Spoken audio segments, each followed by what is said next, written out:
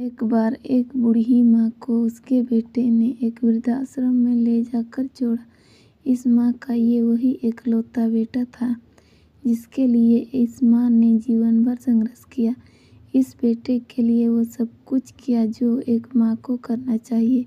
यह माँ कर सकती है और आज भी अपने बेटे के लिए किसी भी तरह की परेशानी ना हो इसीलिए आश्रम में रहने के लिए भी तैयार हो गई। वृद्धाश्रम में रह रही माँ हमेशा अपने बेटे को याद करती, मगर बेटा केवल साल में एक बार उसको मिलने जाता या फिर फोन पर बात कर लेता। कई साल बीत गए। वृद्धाश्रम से बेटे को एक दिन फोन आया। उन्होंने कहा, बेटा जल्दी से आश्रम आके अपनी माँ से मिल लो, वो बहुत सीरियस है। बेटा जब अपनी बीमार माँ के पास पहुँचा तब वह अपनी आखिरी सांसें गिन रही थी।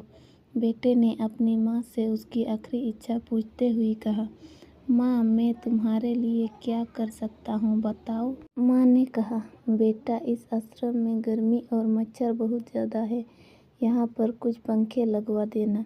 फ्रिज न होने की वजह से यहाँ पर हम बूढ़ों को कई बार भूखे पेट ही सोना पड़ता है, क्योंकि किसी ने दिया हुआ खाना खराब होने से नहीं बचा पाते, तो इस आश्रम के लिए एक दो फ्रिज भी खरीद कर दे देना। बेटे ने अपनी माँ की सारी बात सुनी और अपनी माँ से पूछा, अपने इतने साल यहाँ पर निकाल दिए पर आपने कभी भी यह बात मुझसे नहीं कही, और अब जब आपके पास टाइम नहीं बचा है तब आप यह सब कह रही है, ऐसे क्यों?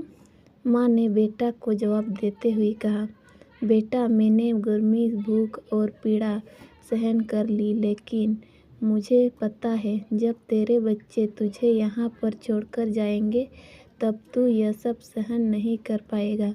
इसीलिए तेरे सुविधा के लिए मैं तुझे यह सब लगाने के लिए कह रही हूँ।